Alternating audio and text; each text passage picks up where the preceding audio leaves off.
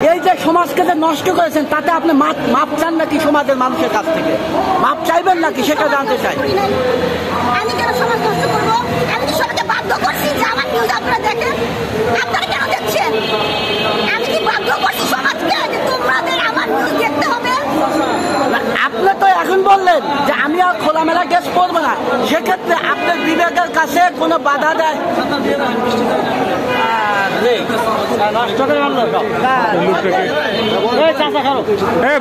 ভাই সাঁতারা ধরতে হবে কেন বুঝলাম না। একটা ভিডিও করা হইতেছে এখানে। এই প্রশ্নটা সবার মনে, যে আপনি নিজেই বলতেছেন যে আমি ভুল করেছি, আমি ওই পোশাক আর পরবো না।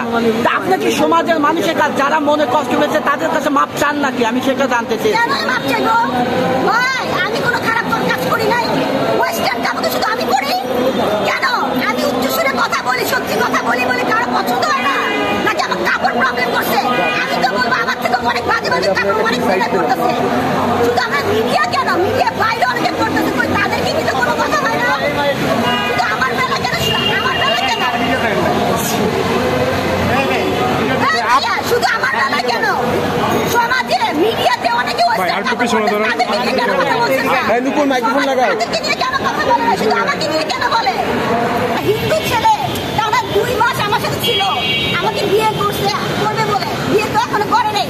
তার মাকে, তার ফ্যামিলিকে কেন কোনো নোটিশ পাঠানো হচ্ছে না? তার মারা কেন এখন কোনো চুপ করে আছে?